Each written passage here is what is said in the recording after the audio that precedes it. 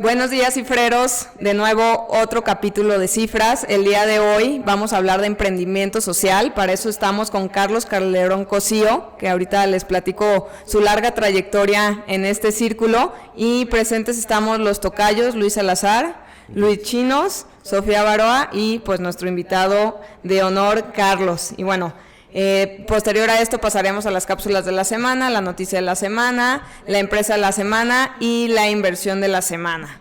Así que comenzamos.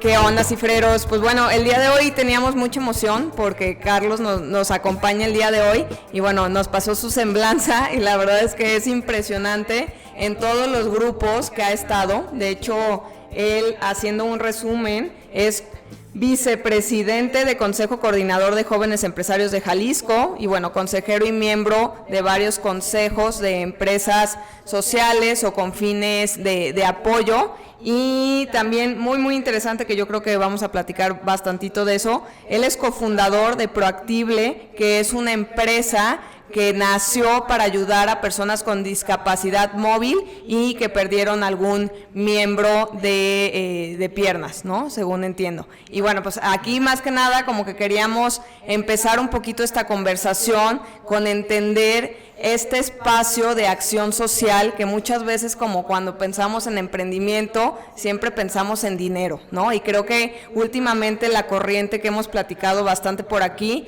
es el famoso ESG, ¿no? Que es tener unas empresas pero con enfoque, con gobernanza, con apoyo social y con apoyo también a nuestro mundo, que puede ir más directamente hablando de la ecología. Entonces la verdad es que nos caíste como anillo al dedo. Queríamos platicar muchísimo de cómo un negocio se puede hacer tanto cuidando a tu comunidad como participando con otras iniciativas y no solo la privada. Entonces, bienvenido, Carlos, y gracias por darnos tu tiempo.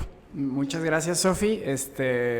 Pues sí, o sea, es un tema que se marca tendencia, ¿no? O sea, por el ESG, que era, creo, Environmental and Socially Good. Governance. Governance, perdón. DSR o esta cuestión también de responsabilidad social empresarial que normalmente vemos y cada vez vamos a considerar más, ¿no? Desde las certificaciones, distintivos o cuestiones que trabaja una empresa por dentro, pero también hacia afuera en sociedad. Y pues ahora el tema, y que ya lleva años, creo que el término se acuñó desde los 90 por parte de Bill Drayton, que es el emprendimiento social. Aprovechar estas herramientas de negocio para empezar a solucionar estos problemas que aquejan actualmente a la sociedad y que no han tenido una respuesta. No porque el tema de los negocios o el capitalismo sea la respuesta a todo, sino porque esos mecanismos pueden llegar a eficientar o facilitar que los problemas a los cuales quizá durante mucho tiempo hemos estado asistiendo, o sea, por una perspectiva asistencialista, podamos en serio llegar a ver de qué forma sostenible logramos que cambie esta situación o esta realidad a la cual nos enfrentamos. Entonces, creo que por ahí puede haber algo muy importante y que con gusto les podré compartir de mi experiencia y de lo que me ha tocado ver a lo largo de... Ahorita antes de comenzar a grabar ya oficialmente, tocamos un poquito un tema que yo le decía a Carlos, no, aguanta, ahorita lo tocamos al aire. Al aire, exacto. Y era el tema del gobierno, ¿no? Del gobierno, o sea, del rol del gobierno en esto que tú haces, porque yo también soy un fiel creyente que el gobierno cada vez o sea, como que tiene que sentar las bases, pero no debe de estar intrometido en el área de negocios, ¿no? Como tú bien me comentaste, como ahorita quiere hacer. ¿Por qué? Porque frena competitividad. El gobierno, todos sabemos que es fodongo de alguna manera en sus empresas, que es muy malo generando utilidades. Y justo este tema de emprendimiento social, pues de eso se trata, ¿no? De que sea un negocio y de mejorar socialmente lo mayor que se pueda abarcar, teniendo en cuenta que es un negocio y que necesitas sostenerte, ¿no? Entonces, ¿por qué no nos cuentas un poquito de esa perspectiva que tienes? Sí, justo en el tema de... Pues ahorita hablamos de empresas socialmente responsables, ESG y demás. Entonces, acá se viene el tema de gobierno en la situación de... Oye, muchas veces el gobierno busca facilitar o esperamos que el gobierno solucione a través de la cuestión de impuestos y demás, que está bien, o sea, y que se implementen ciertos incentivos y demás. el gobierno, desde mi perspectiva, sirve para regir y buscar esta justicia para todas las personas que estamos presentes, más no necesariamente de operar diferentes tipos de servicio para dar satisfacción a las necesidades de las personas en varios ámbitos, ¿no? Uno de ellos es la salud, en el cual me toca participar, y lo que comentábamos era, oye, o sea, el que haya empresas sociales o el que haya esta parte empresarial disponible fomenta esta competitividad que puede dar paso a una mejora continua por esta competencia que hay y por ende esta eficiencia, ¿no?, en los servicios, al punto que nos ha tocado ver inclusive situaciones en donde yo puedo decir que tan solo el año pasado pues yo atendí el doble de personas que atendió un servicio del Estado a través de una empresa que probablemente tenga la mitad del presupuesto que ellos tienen, ¿no? O sea, o hasta una cuarta parte de lo que ellos lleguen a manejar. Fácil. Sí, entonces ahí se vuelve interesante el que fomentemos que haya esta parte empresarial que se involucre y trabaja de la mano para solucionar estos problemas, para entonces empezar a buscar nuevos modelos, implementar temas de innovación, porque se vuelven estructuras más ágiles, ¿no? Dejando de querer hasta cierto punto agregar mucha complejidad a una estructura que de por sí ya es compleja porque tiene que trabajar con un país compuesto por más de 120 millones de habitantes, 130 ya creo que es el último millones de habitantes, y que entonces, oye, pues ¿por qué cargamos más hacia allá cuando se puede encargar de llevar los procesos y tener cierta supervisión, vigilancia, pero también dejar que corran estos procesos aledaños de competitividad que den solución o que digan, oye, aquí hay un área que tenemos una oportunidad o una necesidad por resolver, ¿cómo dejamos que otros puedan correr por ahí, no? Y es ahí como, desde mi experiencia me ha tocado ver, oye, pues a partir de lo que estamos corriendo, que ya de por sí tenía un fin social y que de eso se trata, el ver cómo solucionamos problemáticas con estas herramientas de negocio, ¿qué se puede hacer al respecto, no? A ver, Carlos, entonces un poquito para bajar el balón, ¿no? Tú lo que tienes es una empresa que atiende a personas que no tienen acceso a estas prótesis a través de seguros médicos privados, por así decirlo. Entonces pones estas prótesis con todo lo que me imagino que conlleva, que ahorita nos platicarás, y el gobierno te paga un monto por cada prótesis que pones. ¿Ese es el vínculo entre el gobierno y tu empresa? Justo sí me adelanté un poco, como había mencionado Sofía de inicio, yo tengo una empresa social que se dedica a apoyar a personas con amputación de pierna, miembro inferior, a volver a caminar, que se llama Proactible. Y esta empresa lo que se enfocó fue en decir, oye, hay personas que están haciendo largas listas de espera, o sea, y desgraciadamente estamos hablando de 2 a 4 años esperando que a través de servicios de gobierno se les entregue una prótesis. Y hay personas que tienen seguros de gastos médicos mayores, que es solo 25% de la población, y hay gente que está en el limbo. No va ni a esperar esos 2 a 4 años porque la realidad de una persona con amputación es que su esperanza de vida se reduce a 4 años o menos. Entonces puede ser que para cuando le hablen ya la persona falleció. ¡Wow! Y está esta gente que dice, bueno, yo tengo un presupuesto, no va a ser el de un seguro de gastos médicos mayores porque yo no soy de esa población, pero pues quisiera hacer algo, ¿no? Y bien ya se dedican a hacer los 15 años, la boda, o sea, ya hay a veces un presupuesto en conjunto, en familia, para hacer ese tipo de dinámicas. Entonces, lo que hicimos fue, ¿por qué no desarrollamos una empresa que ofrezca un servicio integral que involucre valoración física, protésica, los diferentes perspectivas necesarias, no solo llegar a un negocio que te digan, sí, 100,000 pesos por tu prótesis, sí. No eso. O sea, que en serio entendamos los casos de forma adecuada, que demos de información, porque la información es poder para la gente. O sea, nosotros no cobramos una valoración, porque a fin de cuentas lo que queremos es que haya un consumidor más informado, que por ende ayude a tomar de mejores decisiones al futuro. Hay gente que nos ha llegado estafada con 120,000 pesos, que todos lo pidieron a crédito, o sea, se endeudaron en algún lugar, y justo nos llegó el otro día una persona de un hospital público que dijo, es que ahí me dijeron que me atendían, me cobraron 60,000 pesos y tú me hubieras cobrado la mitad por lo que me vendieron acá, ¿no? Hijos de su madre. ¿No? Y que nosotros involucramos, aparte de la valoración, rehabilitación física preprotésica para preparar a la persona.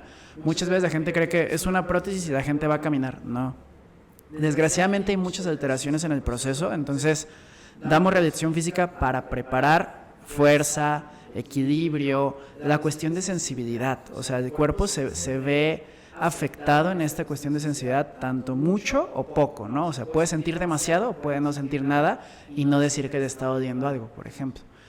Fabricamos prótesis en el lugar también, pero hacemos un seguimiento en temas de cambios y adecuaciones. Físicamente una persona va a cambiar, ¿no? Un ejemplo muy burdo sería las fajas, ¿no? O sea, tú te pones una faja y por la presión, pues tu cuerpo va a tener ciertas cuestiones que se van a ir adecuando o cambiando de forma.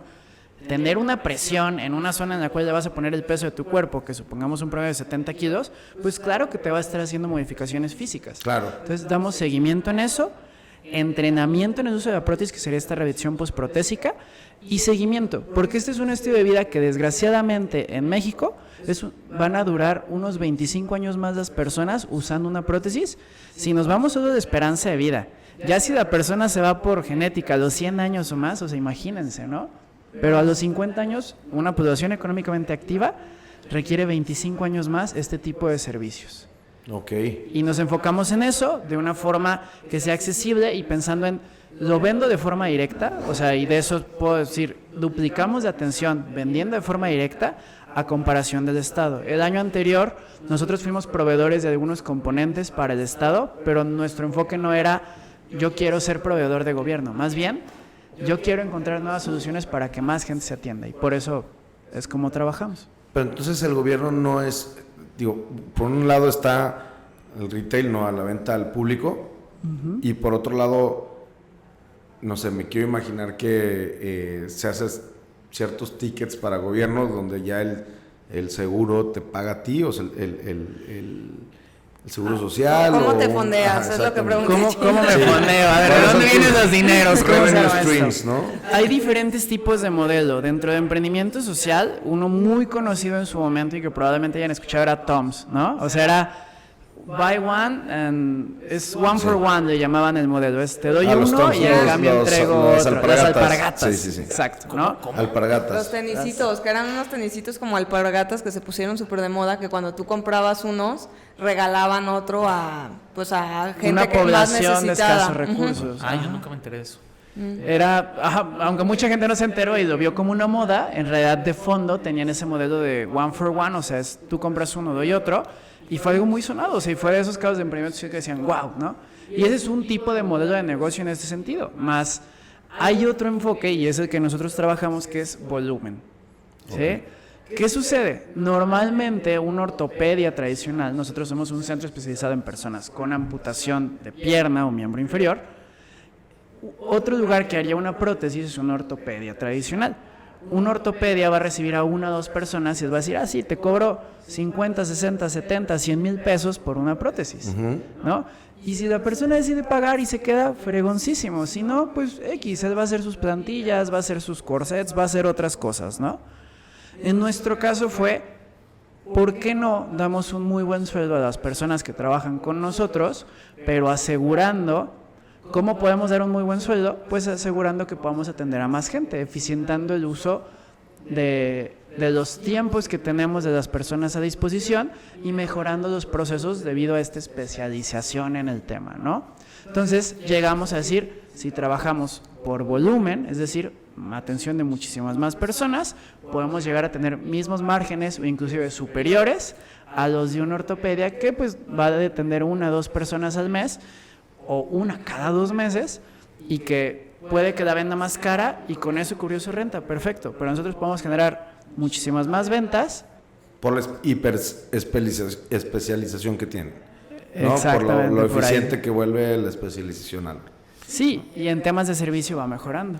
Entonces no tienes ningún tipo de, o sea, que el gobierno te diga, qué sé yo, no pagues el seguro social de tus trabajadores, eso lo absorbo yo. ¿Incentivos? O algún tipo de incentivos para que empresas como, porque al final le estás quitando chamba al gobierno de alguna manera, ¿no? Y estás incluso eficientando labores que ahorita normalmente tiene el gobierno.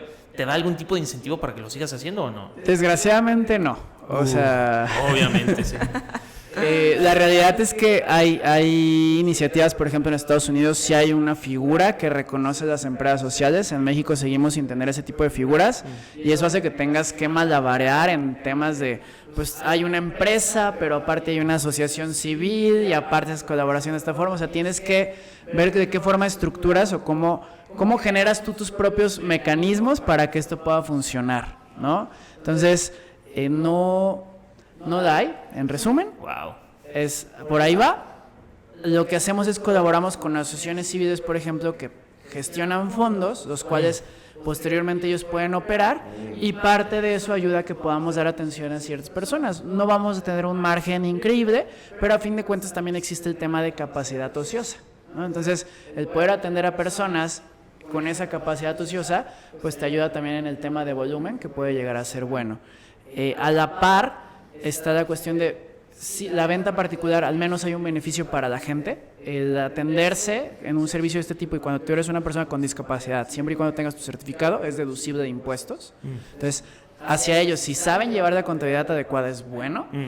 Y pues ya, ahora sí que la empresa desgraciadamente no le gana en ese sentido, o a la fecha no existe, que estaría padrísimo y que hubiera algunos esquemas o fomento o demás, increíble, pero pues es irlo construyendo, ¿no? O sea, la realidad es, y parte del llevar a cabo lo que sea, ¿no? Es entender, la realidad es esta, y cómo logramos trabajar con lo que tenemos a disposición, independientemente de, porque mucha gente se puede quejar, pero pues conlleva a veces actuar con lo que tienes a disposición.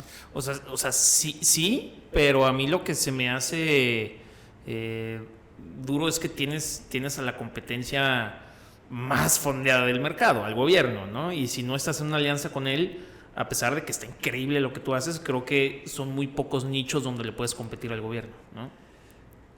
Sí, o sea, es la competencia más grande. De hecho, el año pasado nos pasó porque como fuimos proveedores de ciertos componentes y al fin, después de como 3 años después de COVID, hubo un tema de volver a atender a personas con amputación, sí nos pasó, creo que hubo de 100 casos, hubo como 2, 3 que se fueron por el apoyo de gobierno, ¿no? Y es de los primeros años dije, órale, a tomarlo en consideración. Más, desgraciadamente, y por esta complejidad de organización que es gobierno que les mencionaba hace rato, ellos y ellas no pueden hacer un cambio tan rápido o para mejorar como uno quisiera. O sea, justo platicando con las personas que administran dentro de estas instituciones, era de, está padrísimo lo que tú haces, yo solo puedo hacer esto, ¿no? Y sabemos que desgraciadamente el servicio que se vaya a dar a través de ellos, por más que los componentes sean de calidad y demás, uno, no pueden atender a toda la lista de espera de personas que tienen, que yo tengo una lista de espera, bueno, yo tengo más que una lista de espera, yo tengo una lista de atención superior a la que ellos tienen actualmente, por mis formas de trabajo, y 2, no van a poder hacer las adecuaciones necesarias para que esto tenga los resultados esperados. Entonces, sí tengo una competencia que tiene mucha ventaja, más la gente, a partir de esta información y de lo que les comentaba, informar a la gente es uno de los principales beneficios, porque entonces el consumidor tiene mayor poder, está empezando a tomar decisiones en otros sentidos. Hay gente que dice, yo ya prefiero no esperarme a ver cuándo el gobierno me atiende. Prefiero pagar algo. Una institución seria a tiempo, quién sabe. O sea, a mí me pasa mucho con trámites de gobierno que es ir y venir, ir y venir, ir y venir. Y pues finalmente ahora sí estás contrarreloj, ¿no? Cuando tienes una enfermedad o una discapacidad de este tipo, supongo que cada día y cada hora y cada minuto cuenta, y los traslados también son más complicados para una persona que probablemente no tenga esta discapacidad. Pero ahorita yo que andabas contando todo esto, a mí lo que me encanta o lo que me gustaría despejar en nuestro foro es, finalmente creo que hay muchísimas situaciones en que de alguna manera puedes generar recurso económico, o sea, ganancias, márgenes, dinero, y por otro lado ayudar o sostener alguna causa, o al menos impulsarla, ¿no? Yo, de varios emprendedores que he tenido ahí el gusto de apoyar en su modelo de negocio, como que siempre la idea más fácil, porque creo que ya está como dentro de nuestro ser, de que pues si me va bien, pues también yo tengo que regresar esto que me llega, ¿no? Entonces, como este ciclo de energía, o como lo queramos llamar, de regresar lo que he recibido yo, entregarlo. Entonces, muchas veces, como el modelo de negocio tradicional que a mí me llegan ciertos emprendedores, es 10% de mis utilidades las quiero dar a la AC, ¿no? O como que siempre es como lo más fácil que quieres apoyar, pero no tienes la infraestructura para apoyar, o probablemente tu negocio no sea de impacto social tan directo.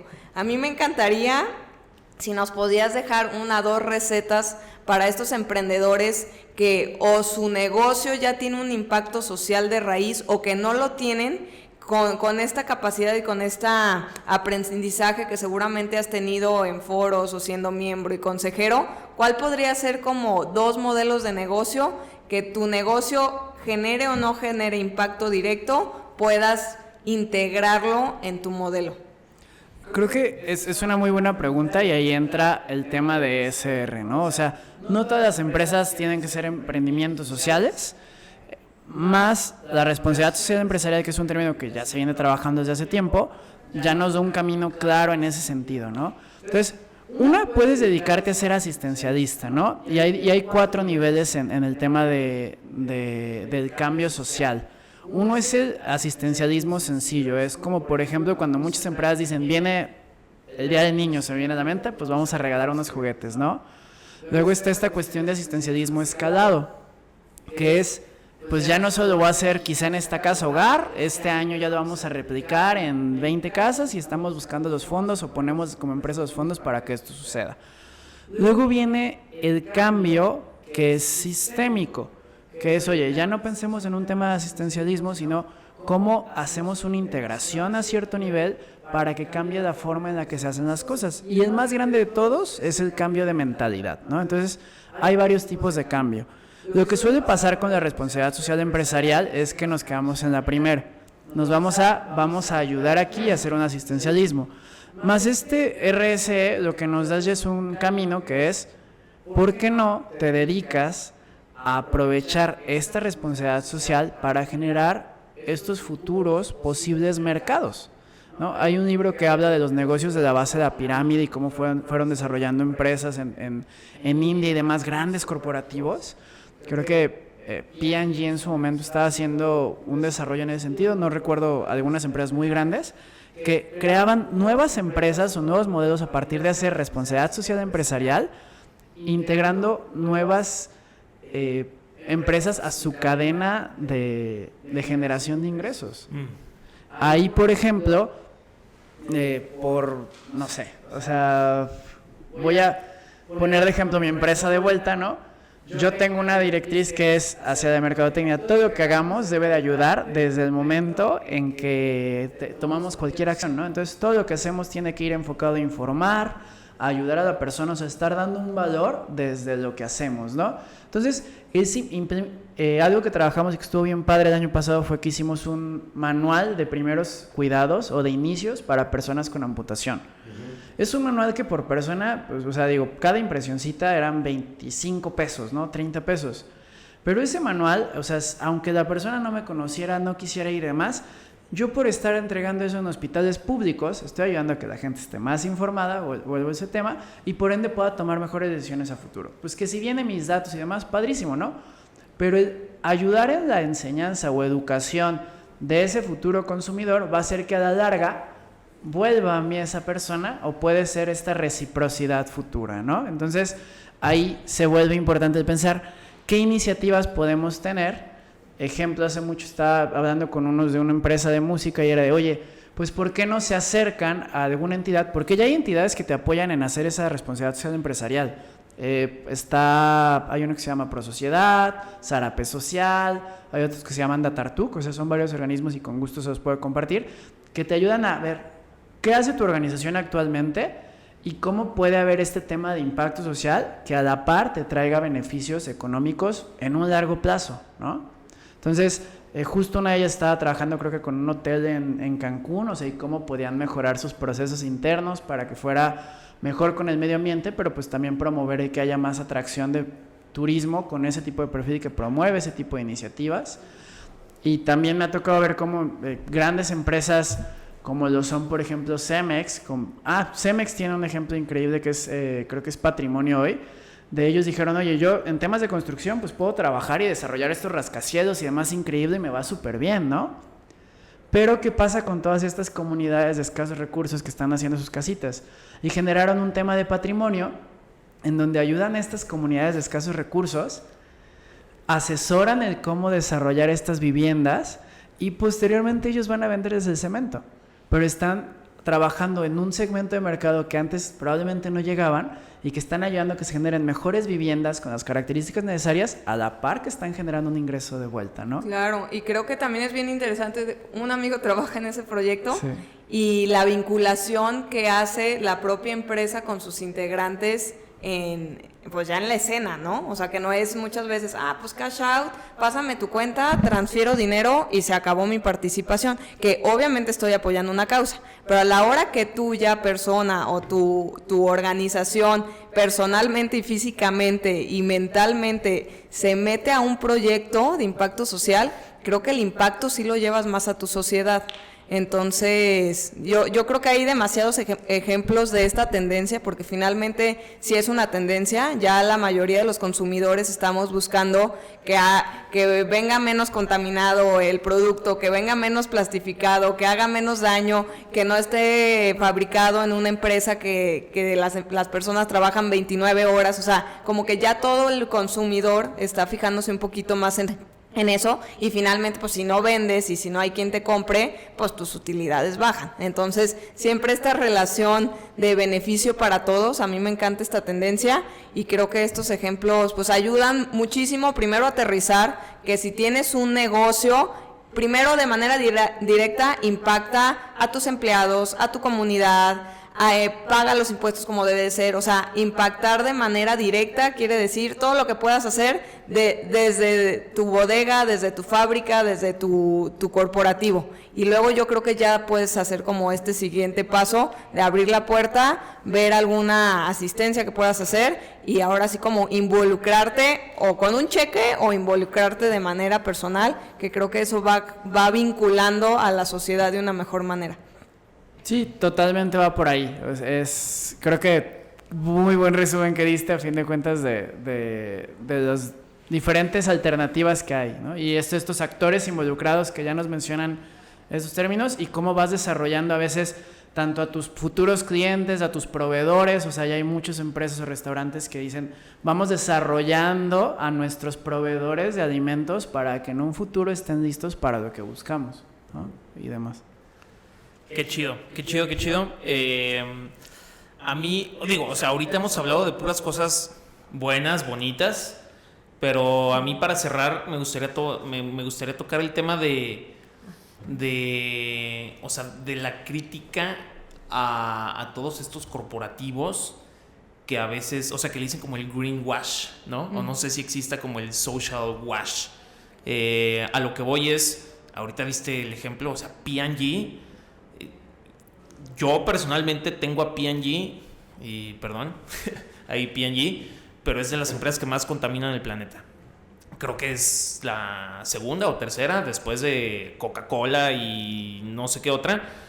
Y no sé si estas acciones sociales que de repente hagan que seguramente tienen un buen impacto, pero todo lo otro que hacen conscientemente y que no trae bien ni a sus consumidores ni al planeta, que pueda ser algún tipo de greenwash.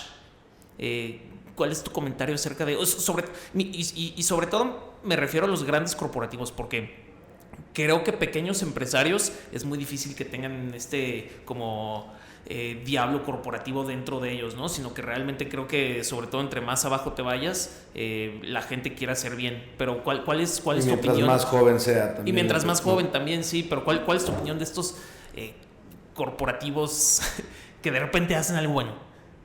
Ok, creo que primero ahí, a la hora que estaba mencionando como este ejemplo de que van desarrollando, ahí creo que quizá me confundí, no sé si son parte de lo mismo, pero es P&G y Unilever, que también Unilever es un corporativo enorme que traen esa serie, ¿no?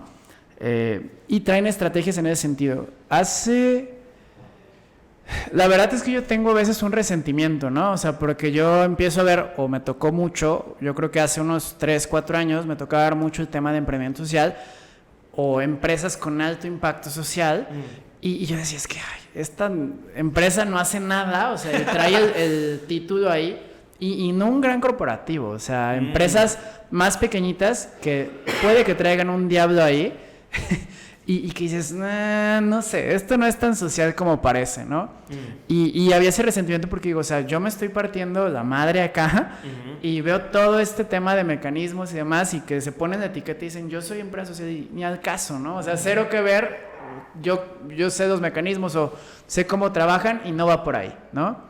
Entonces, también están estos grandes corporativos que mencionas que están tomando acciones, pero que dices, no manches, son las que más contaminan. Y estoy muy de acuerdo en eso, o sea, hay muchas cosas por cambiar en esas situaciones. Más algo que entendí después, seguía un influencer que creo que es Tapatía, es esta Chantal Chadita. Chantal, sí, ¿Sí? es de aquí de Guadalajara. Sí. Y me encantó, ¿no? O sea, porque ella llegó a decir un concepto que era como, yo soy esta ambientalista imperfecta. Y creo que yo llegué a un punto en donde yo seguía mucho, pero luego empecé a ver que hacía muchas colaboraciones con otras marcas y ya era como, sí, Ford, ajá, los carros verdes, etcétera. Y yo, qué padre, ¿no? Más luego entendí y dije, sí es cierto, o sea, un amigo hace mucho de broma me decía, es que no se puede ser la Madre Teresa de Calcuta, porque él quiso ser vegano al mismo tiempo que estaba en emprendimiento social, al mismo tiempo que quería ayudar, que corría, que se mantenía en balance, que ayudaba a otros proyectos sociales, y capté que sí es cierto. O sea, me ha tocado trabajar con muchos grupos a través de comunidades como Global Shapers, en donde son perspectivas muy distintas, cada quien tiene su, ¿cómo decirlo?, su causa. O sea, hay gente que quiere trabajar en el tema de feminismo y está muy bien, pero hay gente que quiere trabajar en el tema de medio ambiente y vieras como de unos choques y agarres dentro, porque cada quien tiene su causa de por medio y no siempre vamos a hacer un espectro completo, ¿no? Es como, puede ser que seamos más capitalistas que sociales y también está bien. El tema acá, retomando el punto es, me gustó mucho esa cuestión de ambientalista imperfecta o la palabra imperfección, porque no somos y nadie será perfecto o perfecta. Más hay que aplaudir, más que verlo como un greenwashing o social washing, los movimientos o acciones que hay en pro de esos cambios. Siempre y cuando estos cambios vayan avalados por resultados medibles de por medio y que en realidad no afecten más a las poblaciones. O sea, yo todavía recuerdo uno de los ejemplos de emprendimiento de temas de innovación social que más me llegaron a comentar, que era de unas redes para prevenir por la picada de un mosquito. Creo que era, no me acuerdo, no era malaria. No es chikungunya, pero uno en África, que era... sí. Era una enfermedad bastante... no sé si lo recuerdes. Se llama Zika. Creo que era Zika. ¿Sí? Ajá. Y te daban unas redes y decían, no, pues vamos a prevenir que más gente se vea afectada por el Zika o una enfermedad traída por los mosquitos. Vamos a generar unas redecillas para que todos pongan en sus camas a la hora de dormir y que a todos les vaya súper bien, ¿va? ¿Qué pasó? Que a veces, y pasa mucho con iniciativas sociales o ambientales, llega una organización y dice, vamos a regalar esto. A la hora que regalan estas redecillas, la gente pues dice, sí, las va a colocar. Pero meses o años después sucede que la población en general empieza a tener problemas estomacales, empieza a tener varias enfermedades y dicen, ¿qué está pasando? Y la empresa que regaló eso era la farmacéutica que te vendía las medicinas, ¿no? ¿Así? Exacto, no es cierto. Es que no me sorprendería nada. No sorprendería, ¿no? Pero lo que sucedió acá es que había organizaciones con buenas intenciones, más desgraciadamente no supieron observar o entender a la población en general al momento. ¿Y qué era lo que sucedía? Esas redes, en lugar de ser redes para dormir, la gente desvió la forma para redes de pesca. Entonces, imagínense redes que tenían un tema de, o sea, un radiolito o esas cosas puestas, sí. Y que con eso se metían a los ríos y sacaban pescados, o sea, contaminaban el río y al mismo tiempo el alimento que traían con ellos ya traía un agente dañino, ¿no? Para el cuerpo. Entonces, ¿qué pasa ahí? Que a veces hay empresas o organismos y organizaciones internacionales, o sea, se ha mencionado... Sí, con una buena intención, ¿no? Sí, con una buena intención, que han querido solucionar varios problemas y que no necesariamente hicieron la intervención o la acción más correcta al respecto de, ¿no? Entonces, creo que Esos mecanismos son buenos y hay que aplaudir el que se tomen buenas acciones, siempre y cuando vayan acompañadas de buenos resultados. Eso hay que aplaudirlo y seguir dando como sea, más no quitar de la lupa o de la vista las situaciones que tenemos y que están aquejando en otras cuestiones. O sea, me toca participar en organizaciones como es Sikini, y que yo en el día a día también estoy en el ámbito empresarial, ¿no? Y yo puedo sonreír de empresas y saludar gente y demás, y está padrísimo, pero que sé que por detrás traen un tema de contaminación y están abogando en temas del Salto, por ejemplo, que tenemos, por ya tener sus propios canales de tratamiento de agua, que está padrísimo, pero son proyectos que tardaron 20 años. Y tardaron 20 años, y estos 20 años que tardaron fue a veces por temas de aprobaciones de gobiernos que no estaban de acuerdo en ello, ¿no? Sí, entonces todos se ven involucrados. Pero en ese sentido, lo que sucede es, oye, ¿qué vamos a hacer al respecto también para esos otros temas? Y seguir picando llaga en esas situaciones y aplaudir en las cosas que se va avanzando. Entonces, no mantener el resentimiento, porque debemos empezar a aceptar los cambios positivos que está habiendo, más seguir abonando y empujando a que se den estos otros cambios que también son muy necesarios. Entonces, todo lo que den bueno, tómalo y agradécelo y di, qué padre. Muchísimas gracias, ahora vamos por esto otro. ¿Sí? Tengo un poquito por el tiempo, quisiera como ir cerrando los temas. Son dos preguntas las que tengo para ti, mi estimado Carlos. Una es respecto a Proactible. La primera pregunta es, ¿cuáles son tus acciones o resultados medibles que han hecho un impacto socialmente? Esa es la uno. Y la segunda es, por acá estamos platicando Sofía, Luis y yo, que tienes una serie de reconocimientos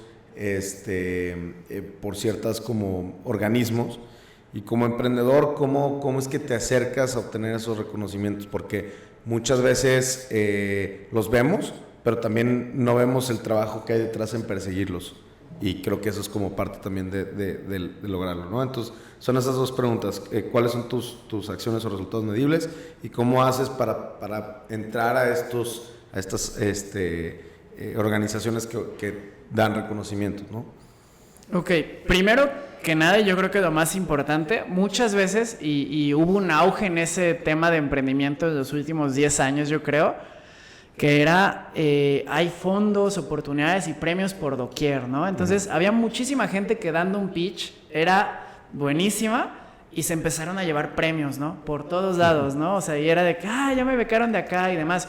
Y desgraciadamente pasamos a situaciones en donde ya estamos viendo caer inclusive empresas mexicanas que eran muy buenas para difusión y esas cuestiones, pero no necesariamente traían los números o el trabajo de por medio, ¿no? Inclusive en Estados Unidos, o sea, como muchas han ido tronando en ese sentido, ¿no? Y cómo bajaban N cantidad de dólares y ahorita ya desaparecieron, ¿no? Y te das cuenta que no había justificación de por medio. Entonces, yo creo que en esa obtención de fondos, reconocimientos y demás, lo que siempre te va a respaldar es su trabajo. O sea, yo tengo por ahí una imagencita de lectura, o sea, que es como mi separador y que dice dice el Quijote, ¿no? Que te deberías de sentir mal el día que tus palabras hablen más que tus hechos, ¿no? Entonces, qué nice.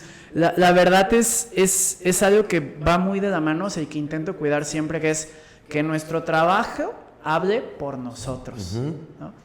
Eso va a ayudar a que a fin de cuentas haya estos reconocimientos, premios, etcétera. ¿Qué sucede muchas veces y por qué razón creo que hemos tenido mucho reconocimiento? Es porque nuestro trabajo ha ido avanzando al punto de que, oye, al día de hoy ya llevamos más de 700 personas valoradas. Por poner un comparativo, imagínense que nosotros estamos valorando cerca de 200 personas con amputación por año y atendiendo un 50% o más de ellas, ¿no? Ok. Una entidad estatal, o sea, con esos recursos que mencionábamos, llega a valorar unas 100, ¿no? Entonces valoramos solo valorar. Ay, qué coraje. Y de atención estamos hablando de que quizá ya tienen 40, 50 y nosotros atendemos el doble, ¿no? Entonces, y la cantidad y calidad de información que tenemos va a ser superior, porque también damos el servicio de seguimiento para ver cómo va evolucionando la persona a través de... Qué chingón. Esto representa un impacto a nivel nacional de un 3% en el incremento de personas con amputación que vuelven a caminar con una prótesis, ¿no? Y aún te sientes como que hay mucho que hacer, porque hay muchas personas que ni siquiera tienen acceso a ustedes, por así decirlo, o a gobierno, ¿no? Muchísimo, o sea, hay cosas que a veces digo, o sea, de que estoy haciendo esto, aquello, así, de que con un pie detengo acá, un brazo acá, otra mano acá, y con otra contesto, y la cabeza recargada en el teléfono, y digo, ¿dónde automatizo? ¿Dónde hago? ¿Cómo hago para crecer? Porque yo sé que si queremos seguir y queremos tener el impacto deseado, o sea, yo veo, la visión de Proactive es duplicar la atención de personas con amputación, para duplicar la atención de calidad, eso es muy importante, para personas con amputación de miembro inferior en México. Y para que eso suceda, probablemente requeriría 20 sucursales de Proactive. Ahorita tengo la primera y estoy pensando en la segunda, tercera, más hay mucho camino por recorrer porque la demanda es altísima. Estamos hablando de 1 millón de personas con amputación, de ellas 900,000 personas tienen amputación de miembro inferior o pierna, y aproximadamente, de acuerdo a diversas fuentes, porque ni siquiera hay la información adecuada se suman alrededor de unas 100,000 amputaciones por año. Okay. ¿No? Entonces, para dar la atención necesaria, siempre y cuando se logra también prevenir en varios ámbitos, hablaríamos de atender unas 20,000 personas cada año, ¿no? Tener esa disposición. O sea, por hoy se atienden 10,000. ¿Ah? Por ahorita, o sea, año con año se atienden 3,000. 3,000 a nivel Eso nacional. a un reporte que había del 2015 y que no ha habido nueva información. Okay. O sea, y hay entonces, 100,000 al año. Hay 100,000 amputaciones nuevas por año, ¿no? Entonces imagínate que solo se atienden 3 de cada 100, mucho por hacer. ¿Dónde está la sucursal, Carlos? Estamos en Calzada Constituyentes, 929, en la colonia Constitución, aquí en Zapopan, ¿no? Cerca de la Seate, de la Seatle, de esta zona, Auditorio Telmex, Mercado Bola. Okay. Seattle. En la Seattle, ¿no? Dependiendo quién lo diga. Si vives en la Seattle, es la Seattle. Sí, Seattle. Para todos los demás de Seattle, ¿no? Ok. Muchas gracias. Y bueno, yo viendo el mundo y que de repente hay como tanto por hacer en tantos ámbitos sociales, del planeta y demás, ¿por qué esas ganas de atender justo esta problemática? O sea, más bien esto ya es, creo que personal. Sí, pero historia, ¿por qué llegaste exacto, ahí, ¿por no? qué llegaste ahí? Por acabar un poquito el punto anterior que me hizo falta hemos hecho todo ese trabajo y lo que hemos sido buenos fue buscar esas oportunidades, ¿no? O sea, que creo que eso ayuda. Ya eso te conecta a fondos, premios, iniciativas y demás. Y a veces decir lo que haces o vas aprendiendo ayuda. Y en ese decir lo que haces o que vas aprendiendo, yo cuando iba en universidad me tocó ser, por suerte, estudiar en una clase que era como súper especial, era la primera en su tipo, con Ashoka, ¿no? Ashoka es una organización internacional que funda Bill Drayton, que es el que fomenta el término de emprendimiento social, y que el TEC de Monterrey, aquí en Campus Guadalajara, fue la primera institución de toda Latinoamérica en tener esa certificación, ¿no? Okay. O sea, de ser un Changemaker Campus. Al estar yo ahí me toca aprender sobre emprendimiento social y al mismo tiempo yo colaboraba con una startup de Boston. Entonces veía muchos esos temas y platicaba de ello. Y cuando me dicen, ¿cómo inició todo esto? Por una clase de chino. En una clase de chino conozco a un profesor investigador, le cuento de emprendimiento social, le cuento lo que estaba haciendo con esta startup de Boston y dice, pues tú que eres emprendedor, ayúdame, ¿no? Tengo esta prótesis de pie dinámico a bajo costo, un día en un Starbucks me llega con una prótesis y desgraciadamente, y perdón si ofendo ingenieros, pero es como buen ingeniero, era como, supo construir algo, pero no sabía cómo se vendía, si se iba a servir o si la gente lo quería. ¿Tu profesor de chino? Mi profesor, el profesor investigador, que me topé en esa clase de chino, él también estaba aprendiendo chino y ahí nos conocimos, ¿no? O sea, ahí por eso creo mucho yo en el tema de las conexiones o el networking, porque no sabes en qué momento puedes llegar a dar con perfiles que dices puede abonar. Y eso hizo que fundáramos una asociación civil. Posteriormente aprendiéramos mucho sobre el tema y decir, oye, no puedo entregar una prótesis y ya, eso no es suficiente. Y empezar a integrar rehabilitación física y decir, oye, pero no es solo entregar rehabilitación física, hay mucha gente que se queda sin atenderse y que desgraciadamente ya vimos que hay gente que le apoyábamos porque decíamos, pobrecita, tiene amputación, y que a los 2 meses ya había comprado una prótesis por su cuenta. Sí. Entonces era de, oye, aquí hay gente que puede pagar por ello, no las grandes cantidades inmensas que se mencionan normalmente, pero de otra forma, y es, ¿qué hacemos? Y nos llevó a fundar una empresa que el día de hoy concebimos como Proactive, ¿no? Entonces, ¿cómo se dio? Se dio a partir de una clase de chino y que fuimos conectando y sumando más gente, ¿no? Y que siempre ha sido a partir y con base a la colaboración.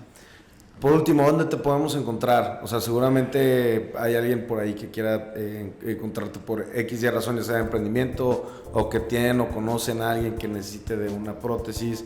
N cantidad de cosas, ¿dónde te podemos encontrar? Claro, nos pueden, hay gente que le gusta mucho por el perfil de atención que tenemos, es 33 38 52 12 29, es el teléfono, o si ponen Proactible, pero es, bueno, PROACTI, B grande o B de bueno, E de Laura, E de Ernesto, Proactible. En las diferentes redes así aparecemos, inclusive si lo ponen en Google les vamos a salir a través de ahí también, ¿no? Ok, muy bien. Pues muchísimas gracias, Carlos. Gracias y felicidades. Gracias a ustedes. Sí, muchas felicidades, Carlos.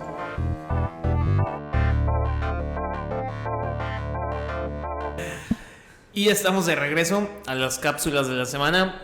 Como siempre, primero las damas. Sofía, ¿con qué quieres comenzar? A ver, yo creo que hubieron 3 noticias interesantes esta semana. La primera de esas, que bueno, fue ayer. Finalmente, después de varias ocasiones o varias ventanas que ya se veía que iba a pasar esto, Bed Bath & Beyond, esta empresa americana que vistió todos los hogares de Estados Unidos, yo creo que desde 1990 y los 2000 era la tienda principal en donde si te hacía falta un jarrón, un cesto para tus toallas, cualquier cosa para tu hogar. Jabón, cremas. Sí, bueno, Luis va a decir que soy una señora, pero a mí esas tiendas, pues la verdad es que siempre me han llamado la atención ir a bobear. Son las tiendas más aburridas que existen. No, pero entras y huele rico y no hay bullicio. Chinos, te estás convirtiendo en señora. Soy, o sea, bueno, de este lugar que finalmente yo creo que fue icónico en Estados Unidos, de estas tiendas grandes como es Target para el mexicano, que es como, voy a ir a Target, pues también se convirtieron pues en un gran lugar para ir a decorar tu casa, ¿no? Que bueno, a mí en casos cercanos me tocaba literal agarrar camioneta, irte a San Antonio y venir lleno y forrado de tus sábanas, tus cobijas, porque pues en Estados Unidos era más barato ir a comprar y surtir para decorar un hogar aquí en México y bueno, en Estados Unidos también. Y esta empresa, digo, hay como 2 historias y la historia número 1 que es la más fácil de contestar es pues Amazon los mató, ¿no? Ahora que puedes pedir a bajo costo con toda la competencia en una plataforma digital a 3 clics y te llegue a tu casa, te mata versus un modelo de negocio presencial, que probablemente tengas que manejar inventarios, que tengas que manejar logística, pero bueno, pues hay otra parte que critica mucho de cómo fue el manejo operativo de los directores y que finalmente ellos fueron los que dejaron caer esta empresa. ¿Y por qué lo dicen? Y es porque en los últimos años hubo una gran iniciativa de recomprar acciones, de decir, híjole, no, es que están muy baratas nuestras acciones, digo, esta empresa es pública, entonces recompraban acciones y esa lana, que la poca lana o liquidez que tenían, se la gastaban en comprar acciones, en vez de decir, vamos a vender acciones y vamos a meterle a nuestro plan de logística, le vamos a meter a nuestro e-commerce, le vamos a meter, o sea, a tratar de ponerse en la competencia. O sea, ¿cuidaron los centavos y dejaron ahí los pesos? Pues yo creo que dejaron de, más bien como que descuidaron la estrategia, ¿no? O sea, no se pusieron poner a la vanguardia de sus competidores, porque finalmente yo creo que pues eran unas grandes tiendas, pero imagínate, creo que el año pasado cuando ya se vieron un poco en problemas, cerraron alrededor de 150 tiendas, pero no bajaron los costos, o trataron de bajar los costos, pero esos costos no los metieron para decir, necesitamos inversión, o sea, nos estamos quedando atrás. Entonces, digo, de los casos o de los puntos finos que vimos ahí, pues cada vez más fuerte la caída, fue hace un par de meses, cuando creo que fue una historia pues bastante sonada, que el CFO, o sea, el director financiero, se suicida cuando se da cuenta que tiene ya una acusación civil, o sea, ya tenía una demanda civil porque había manipulado las acciones. ¿Por qué? Porque probablemente estaba comunicando que la empresa iba bien o en su mensaje financiero pues decía un poquito las cosas más tenues a la realidad de la empresa y bueno, pues de ahí obviamente un escándalo, un evento tan fuerte empieza a desencadenar pues ahora sí como el decir Bed Bath & Beyond murió, ¿no? Y hace poco hubo como un último rescate que decían, necesitamos tanta lana, un fondo los iba a apoyar, pero al final no se concretó este fondeo. Eso fue a inicios de abril, no, de marzo. Esto fue a inicio, creo que febrero fue cuando se inició las conversaciones con este fondo,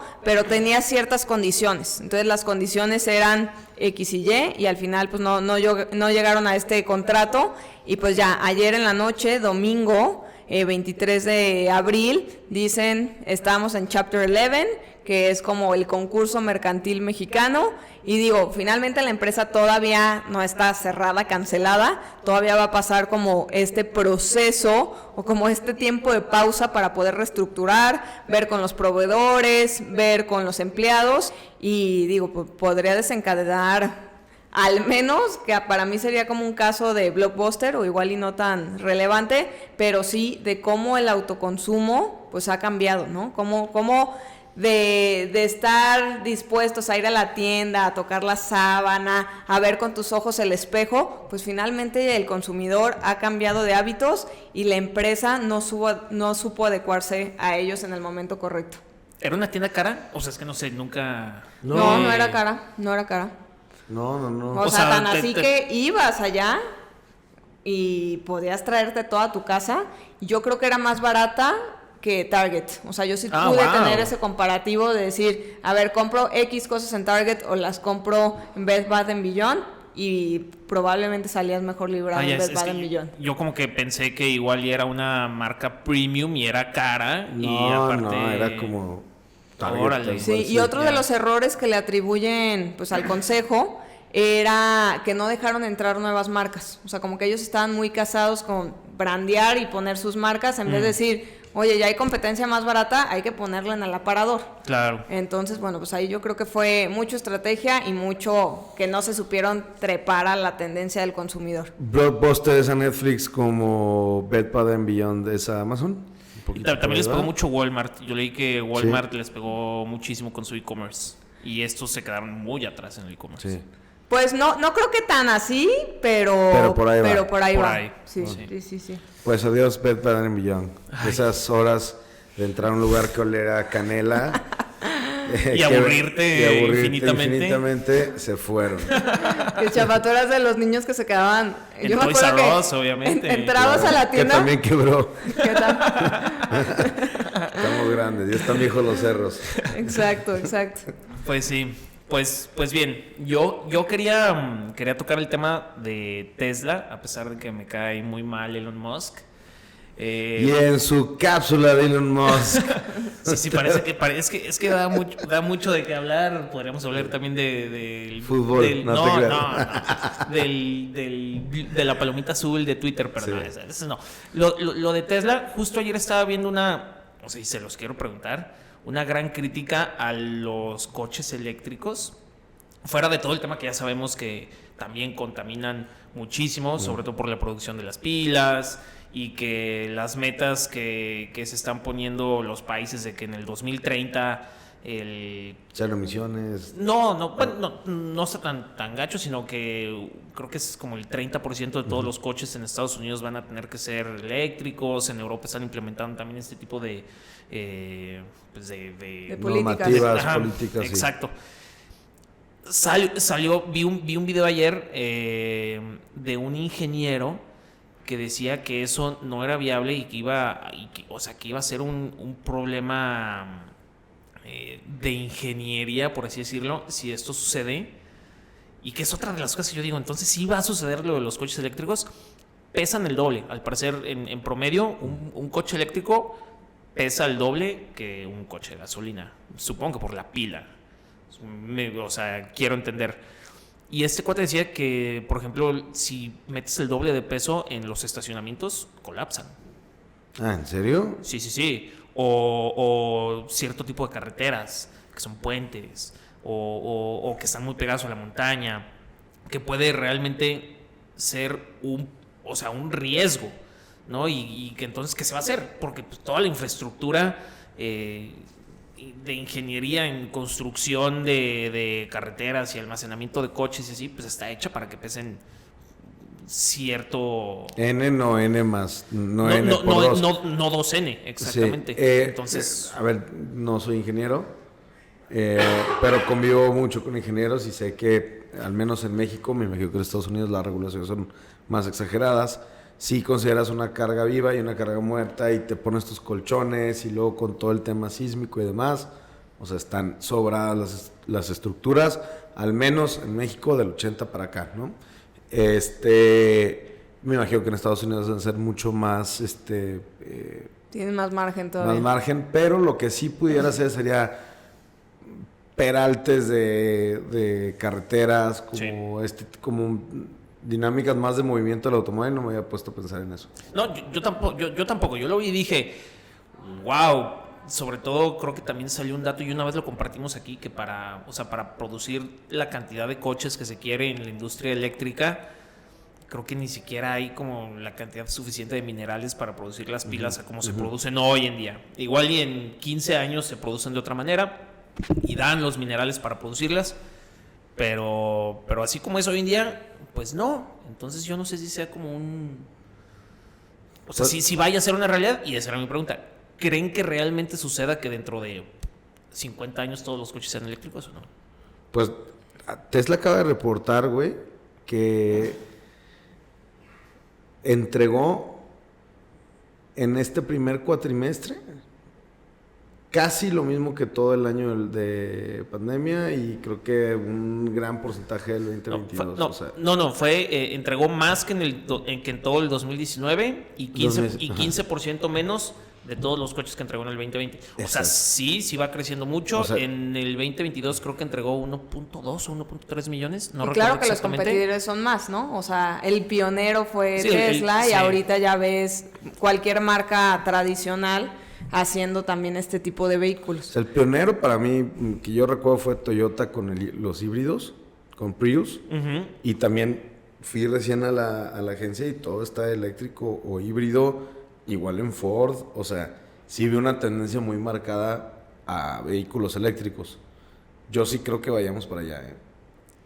Yo sí creo que vamos para allá, pero bueno, como siempre, creo que siempre somos cortoplacistas y un poco placenteros, y yo creo que debería de cambiar totalmente la dinámica de la movilidad, ¿no? En vez de 100%. Cada persona, o sea, yo volteo y digo, yo soy responsable del daño, porque yo normalmente ando sola, manejando sola a todos lados, ¿no? Entonces, finalmente soy parte del problema, pero es que la solución no está, ¿no? O sea, no hay un medio de transporte seguro, un medio de transporte eficiente, un medio de transporte que me pueda mover de punto A a punto B. O sea, no tranquila, no de manera placentera, pero pues sí de una manera que diga, a ver, costo-beneficio, pues me subo al camión, ¿no? Lo que es una realidad es que la solución no son los carros eléctricos. Eso sí es un hecho. Sin duda. ¿No? Pero que vayamos para allá, pudiera ser que sí vayamos para allá, aunque no es la solución. La solución es transporte colectivo. Movilidad colectiva. Claro, ¿no? Claro, o como en los países asiáticos, motocicletas. O en Europa incluso. No, claro. Sí. O sea, aquí es increíble cómo casi no hay motocicletas, digo, cada vez empieza a haber más, pero si vas a Asia, o sea, son mitad motos, mitad coches. Sí. Yo creo que esa es una gran solución. Pero bueno, las acciones de Tesla bajaron, a pesar de que esta industria pues cada vez produce más coches, sobre todo por la guerra comercial que mismo Tesla comenzó. Es decir, ellos bajaron sus precios, obviamente están teniendo menos margen por cada coche, entonces pues reportó más venta, pero reportó menos utilidades, obviamente, y los armadores grandes pues le están siguiendo la guerra comercial, porque si crees que le vas a ganar una guerra comercial a Toyota, o sea, no tengo los números en la cabeza, pero yo creo que Toyota produce 30 veces más que Tesla, o 20, no sé, pero sí debe ser una barbaridad mucho mayor, entonces va a estar difícil que le ganes una guerra comercial a Toyota. Entonces, pues Tesla mal en este último trimestre, a pesar de que Elon Musk dice que él a lo que le está tirando es volumen para en algún momento capitalizar su participación del mercado. Claro, yo creo que bueno, este hombre es hábil para el business. Sí. Y creo que lo hizo muy bien en entender la temporalidad del negocio, ¿no? Primero era de los primeros y él era, pues, una imagen, ¿no? Y era icónico tener o sea, Y a mí sí me tocaba ver que de la nada veías en la calle y decías, ¡ah! Y te le quedabas viendo, uno. ¿no? Ahí hay uno. Y cada vez empiezas a ver más.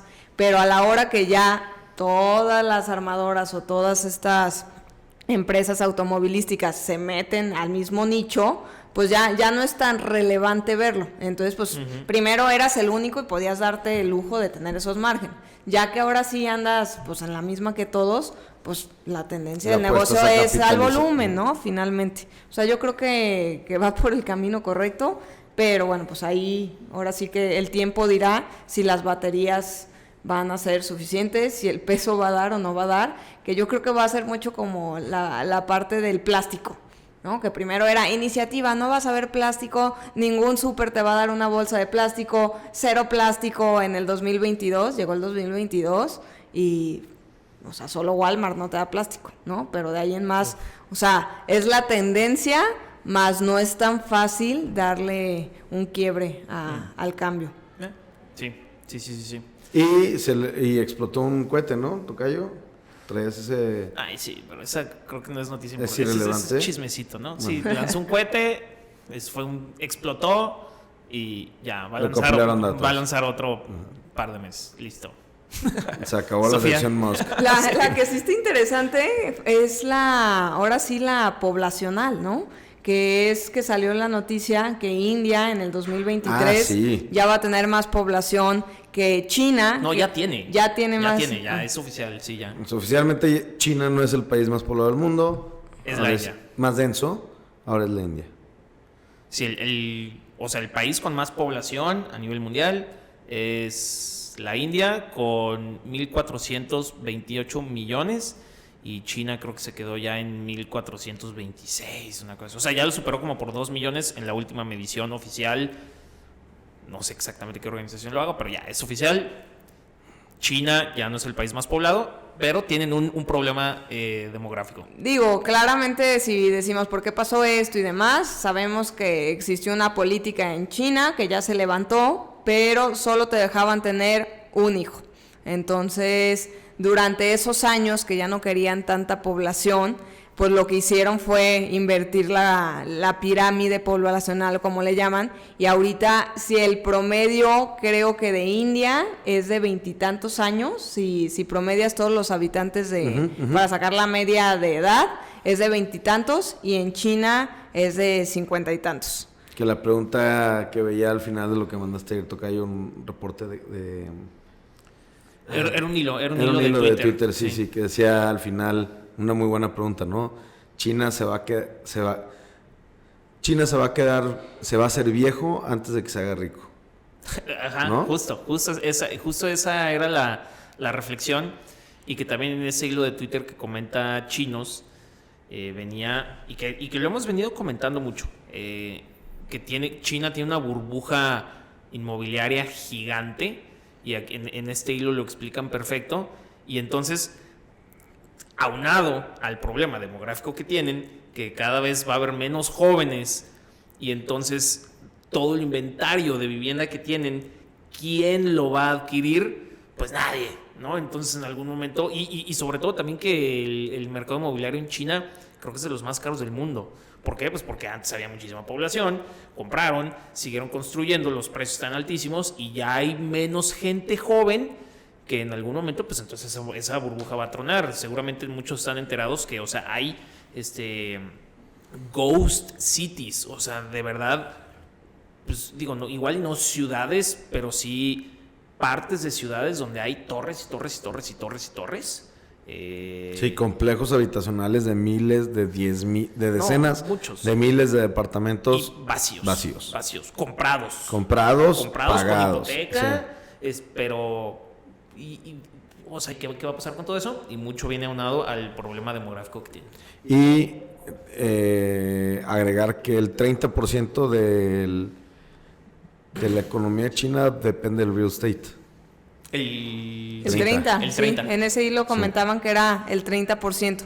Y yo creo que aquí lo interesante, y bueno, a mí lo que me da risa siempre es cómo se desenvuelven los hechos en el tiempo, que hace 2 semanas platicábamos que China ya iba a ser la potencia mundial, que con estas alianzas del BRIC, que ya no quieren comerciar en dólares y demás.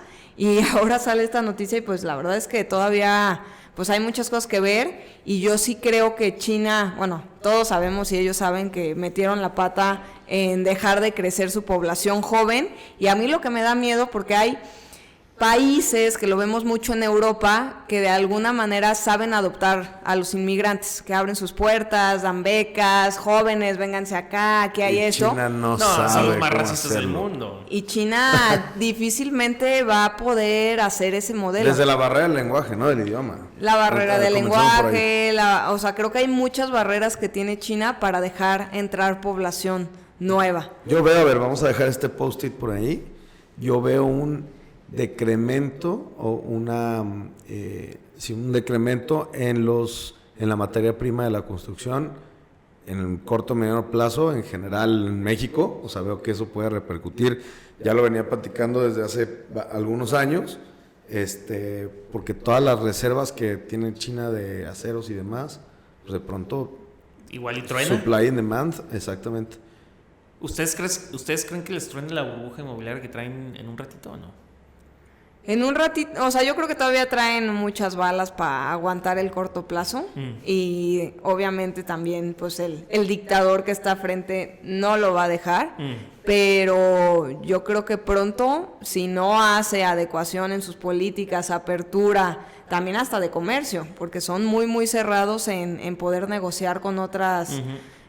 con otros países, con otras industrias, entonces si no se ponen ni de acuerdo con Taiwán, con Hong Kong, con sus propios, como quien dice, corresidentes, veo difícil su apertura mundial. Entonces, si no cambian esa estrategia, para mí esto de primera potencia no se va a ver en el corto plazo. Sí, opino lo mismo. Y por otro lado, hablando de India, pues India con esta noticia, pues wow, fiesta, ¿no? O sea, vas a ser el continente, bueno, o el país con mayor población joven, con todavía una capacidad de crecimiento importante, donde se va muchísimo research, donde hay mano de obra, donde hay, o sea, creo que es una noticia muy, muy, muy buena para India, que también tiene sus pormenores ese país, tiene que cuidar mucho su transparencia, la parte que es difícil de India es el contraste, ¿no? De hay personas muy, muy, muy, muy ricas y personas muy, muy, muy pobres. Bueno, entonces, en China también. Sí, en China también, pero creo que En la India más, en cualquier país, y lo hablo desde México, esta desigualdad pues te hace daño de cierta manera. Entonces, pues cuidar esa brecha va a ser interesante y un buen reto para la India. Un último para cerrar, el chismecito de AMLO que se nos desmayó en Yucatán. Ayer domingo. ¿Mandé? Ayer domingo, ¿no? Ayer domingo andaba de gira por Yucatán, iba a ver avances del Tren Maya, pues, todos los asuntos que él tiene por allá por el sur de México. Creo que luego se iba a Campeche. Se suspendió la gira, lo volaron a la Ciudad de México por medio de Volaris, porque ya no hay avión presidencial. No se crean. Obviamente no tomó que para eso Un helicóptero. se supone que para eso es el avión presidencial, pero no, se fue en un avión militar de una base aérea. Salió de la base aérea de Mérida y llegó a la Ciudad de México. Lo transportaron en helicóptero a, ya sabemos qué hospital, creo que todavía no sabemos exactamente qué hospital, pero yo creo que el tema sí está grave, porque Adán Augusto, que es el secretario de Gobernación, es quien va a dar las mañaneras y pues no ha salido AMLO en ningún video. Normalmente, ya sabes, ¿no? Salen en un video en Twitter o cosas así. No ha salido. Entonces... Por acá ya en la mañanera ya dijeron que se encuentra en aislamiento y bajo tratamiento médico en Palacio Nacional. Y que eso, o sea, bueno, aparte de que el COVID ya pasó de moda, yo no creo que por COVID te puedas desmayar en una gira, ¿no? O sea, estás de alguna manera suponiendo, porque esto no tiene ningún tipo de fuente ni nada, correcto, que posiblemente el presidente tenga algún otro tipo de condición, y que se le hayan tenido que llevar a emergencia a Ciudad de México. Yo creo eso. ¿Tú, Sofía? Pues yo también creo que ha de ser algo más grave, pero la verdad es que yo prefiero que la salga bien librado, ¿no? O sea, obvio. creo que no salir bien librado de esta podría ser peor nuestro escenario. O sea, imagínate la guerra en jungla que sería Morena para ver quién se queda con el poder. A ver, hoy por hoy que estamos poniendo esto sobre la mesa, sí sería algo muy malo en general para toda la para todo México, claro, sí. No, por supuesto. Sí, por supuesto. Y luego ese vacío de poder, ¿quién lo va a llenar? Los conflictos internos que habría dentro de Morena, la cochinada de oposición que tenemos, qué lado tomaría. No. Ojalá no le pase nada. Buenas vibras, que termine su sexenio, que se vaya a su ranchito terminando y ahí pueda descansar en paz. Eso yo es al menos lo que espero, pero pues vamos a ver qué. Pero ¿por qué, tocayo? A ver, aquí sí yo, perdón, voy a alargar un poquito el tema, nada más es. ¿Por qué se ha habido tanta crítica hacia AMLO? A lo mejor no tanto por sus resultados, pero sus formas, ¿no? Porque hoy por hoy que ponemos esto sobre la mesa, híjole, te para, o sea, te pone un poco nervioso, no digo a ti en específico, sino como a todo el ecosistema, ¿no? Obviamente es por un tema político, pero, o sea, yo creo que pierde mucho México ahorita si se va el único líder que hay a nivel nacional, güey, el único referente. Sí, pues, por eso. Y imagínate, si con una transición democrática como con la que tuvo él, o también, o sea, tú lo puedes checar en los datos del PIB, siempre que hay una transición de presidente, los primeros meses cuando hay ese cambio, baja un poquito el PIB. El PIB baja un poquito. ¿Por qué? Pues porque todo se frena, ¿no? O sea, ¿cuáles van a ser las políticas fiscales de este presidente? ¿A quién va a meter en su gabinete? Porque ya ves que al final siempre hacen unos cambios. Y ese cambio organizado trae estas pues ataduras económicas. Imagínate una muerte y más de AMLO, ¿no? O sea, imagínate el despapalle económico que pudiera haber y más por lo líder que es. Sí, ¿no? Ideológico, o sea, Sí. Entonces, no, o sea, yo me puedo imaginar que mucha gente sí desea otra cosa, pero aquí deseamos que se mejore y que llegue al final de su sexenio y que se vaya después, obviamente. Bueno, muchas gracias, tocayo. Creo que nos terminamos. Sí, el día de hoy. Muchas gracias a todos por escucharnos. Nos vemos la siguiente semana y hasta el próximo lunes. Correcto. Hasta luego.